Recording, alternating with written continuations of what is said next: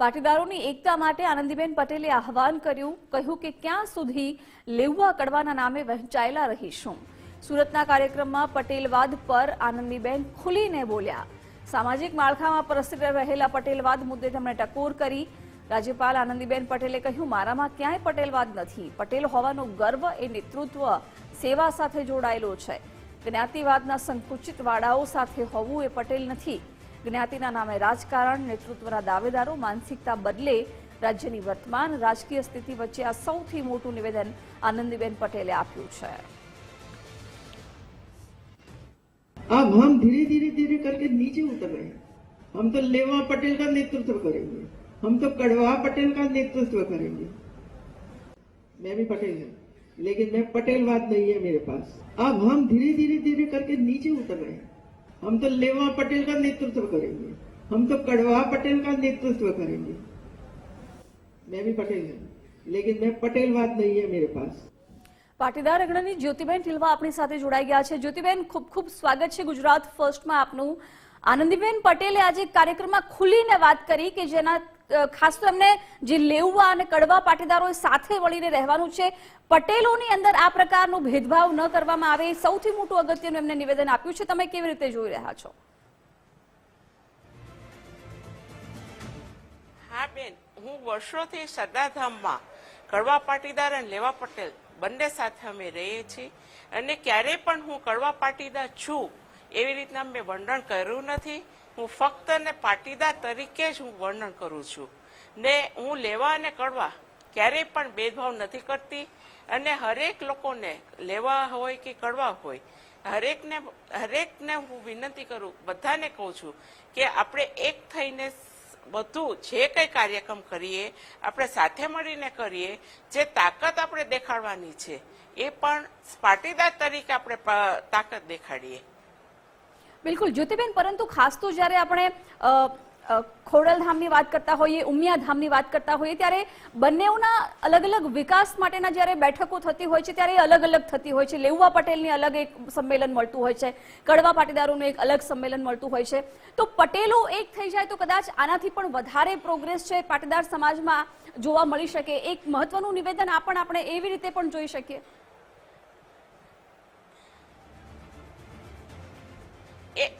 એ ખરેખર તમે સાચી વાત કરેલી બેન, પણ એક ભાગરૂપે જે સંસ્થા આપણે ચાલી રહી છે એ અગ્રણીઓને આપણે જે વિભાગ પાડેલા તો એ પ્રમાણે આપણે વિકાસ આપણા સમાજનો કરવો જોઈએ।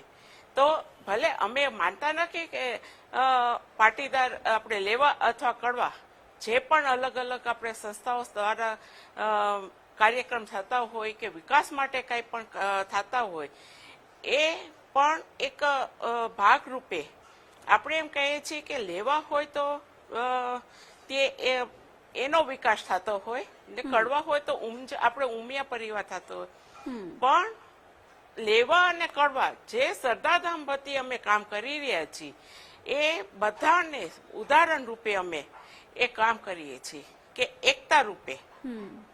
બિલકુલ, એસપીજી ગ્રુપના અધ્યક્ષ લાલજીભાઈ પટેલ પણ આપણી સાથે ફોનલાઈન પર જોડાયેલા છે। લાલજીભાઈ, આનંદીબેન પટેલે એક મહત્વનું નિવેદન આપ્યું કે સામાજિક માળખામાં આજે પણ ક્યાંક લેવા પટેલ અને કડવા પટેલ જે રીતે અલગ અલગ છે, પરંતુ જો સાથે મળશે તો કદાચ એકતા વધારે સારી રીતે બતાવી શકીશું। આ બેન ચોક્કસ સાચી વાત કહી આનંદીબેને કે અમુક વિસ્તાર એવા છે જે વિસ્તારની અંદર કડવા લેવાનો ભેદભાવ લોકો રાખતા હોય છે, પણ બેનને હું અભિનંદન આપું છું કે આજે આવડા મોટા સ્ટેજ ઉપરથી પણ એવું કહે છે કે ખરેખર એવું ના રાખવું જોઈએ।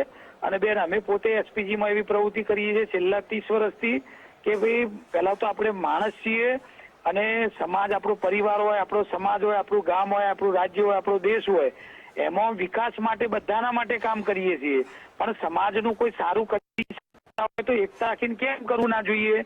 પાટીદારોને પણ ગુજરાતની અંદર આજે જયારે પ્રભુત્વ હોય પાટીદારોનું, તો આ કડવા લેવાનું નાનું આવું મન રાખી અને મન મોટાવ રાખીને ઉપર આવીને સમાજ માટેનું કામ કરવું પડે ને એક રહેવું પડશે।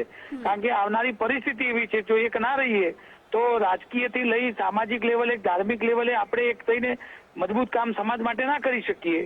એમની વાત એકદમ સાથે હું સહમત છું।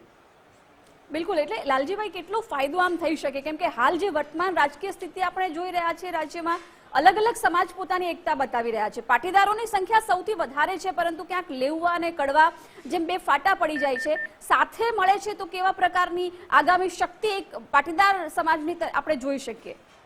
જો બેન, જ્યારે 2015ની અંદર પાટીદાર સમાજનું જે આંદોલન હતું એમાં બધા કડવાને લેવા ભૂલીને જ્યારે એકતા બતાવી તો સવર્ણ સમાજને 10% ઈડબ્લ્યુએસ મળ્યું.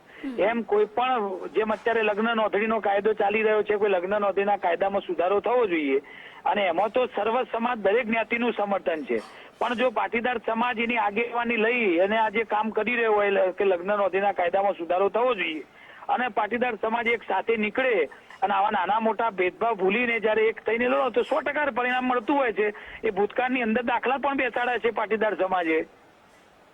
બિલકુલ. અને વાત જ્યાં સુધી ખોડલધામની થતી હોય છે, ઉમિયાધામની થતી હોય છે, અલગ અલગ સંમેલનો પણ બંને પાટીદારોના મળતા હોય છે, એવું પણ પ્લાનિંગ થઈ શકે આવનારા સમયમાં કે બધા જ રાજ્યના પટેલો છે એક સાથે ભેગા થાય?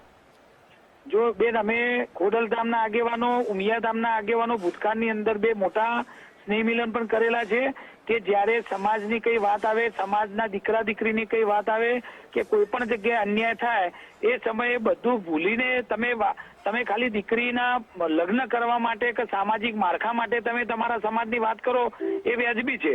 પણ જ્યારે આખા સમાજને કોઈ તકલીફ થાય તો એ વખતે આવું નાનું વિચારવાનું જ ના હોય, બધા ભેગા થઈને એના સાથ સહકાર આપવો પડે ને લડવું પડે.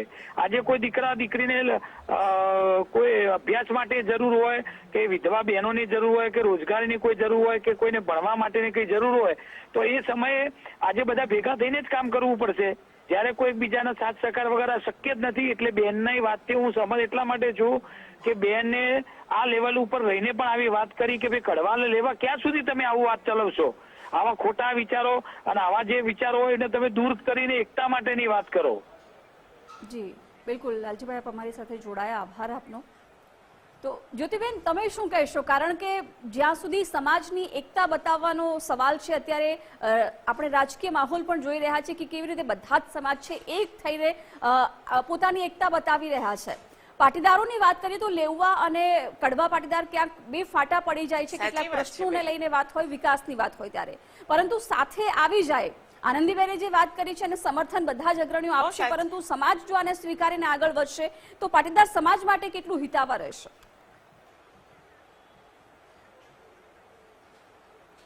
બેને જે કીધેલું છે હું એની સાથે સહેમત છું બેન. કારણ કે જે પાટીદાર એકતા બંને સાથે રહેશું તો રાજકીય સાથે અને સામાજિક લેવલે આપણે બધા એક પાટીદાર એટલે એક માળખું, આપણે ભારતભરમાં જે કહેવાય ને બેન કે લેવા અને કડવા ભેગા થાય ને તો એક આપણે કહેવાય કે એક ગ્રોથ થયેલો છે. તો એક થાશું ને બેન તો જ આપણું એક રાજકીય અને સામાજિક રીતે આપણું એક શું કહેવાય કે એમનો ગ્રોથ વધશે બેન. બિલકુલ. ભૂતકાળમાં પણ જે આંદોલન થયું, જે અનામત આંદોલન, ત્યારે પણ બધા જ સાથે આવ્યા હતા અને કદાચ એના જ કારણે અનામત પાટીદારોને મળતી થઈ છે, સવર્ણ સમાજને મળતી થઈ છે. તો આગળ પણ જે પાટીદારોની અત્યારે માંગ રહેલી છે, મુખ્ય તો લગ્ન કાયદામાં માતા પિતાની સહી ફરજિયાત કરવામાં આવી, એવી માંગ સાથે સરકાર સમક્ષ રજૂઆતો કરી છે. પરંતુ આ જ માંગ જો લેઉવા અને કડવા પાટીદારો સાથે મળીને કરશે તો કદાચ એમાં સુધારો આપણને આવનારા સમયમાં દેખાશે એવું લાગી રહ્યું છે. ઘણો સુધાર આવશે બેન. એટલે સરકાર જો પાટીદારોની બહોળી સંખ્યા હશે, કદાચ અવાજ બુલંદ હશે, સાથે મળીને બોલશો તો કદાચ સરકાર માંગ સ્વીકારશે એવું લાગી રહ્યું છે. તો હા, ના, ખરેખર લાગશે. સરકારને પણ આપણે પાટીદારની સામે ઝૂકવું પડશે. બિલકુલ. અને ખાસ તો આવનારી વિધાનસભાની ચૂંટણીઓ છે, 2027 છે સામે, બધા જ સમાજો એકતા બતાવી રહ્યા છે, તો કેટલું જરૂરી બની રહેશે કે લેઉવા અને કડવા પાટીદાર સમાજના લોકો એક સાથે આવે? બંનેને સાથે રહીને આ કામ કરવું જ પડશે બેન. કારણ કે હવે જે ફાટા ફળેલા છે લેવા અને કડવા, એ એક નહીં થાય તો રાજકીય પણ અમારું જે પાટીદારનું જે વર્ચસ્વ હશે એ પણ નીચે જતું રહેશે. બિલકુલ. જ્યોતિબેન, આપ અમારી સાથે જોડાયા, આભાર આપનો. એટલે કે પાટીદારોનું વર્ચસ્વ જાળવી રાખવા માટે થઈને કડવા અને લેઉવા પટેલોએ એક સાથે આવવું પડશે. સુરતના કાર્યક્રમમાં પટેલવાદ પર ખુલીને આનંદીબેન આજે બોલ્યા છે. કહ્યું સામાજિક માળખામાં પ્રસરી રહેલા પટેલવાદ મુદ્દે ટકોર કરી અને કહ્યું કે મારામાં ક્યાંય પટેલવાદ નથી.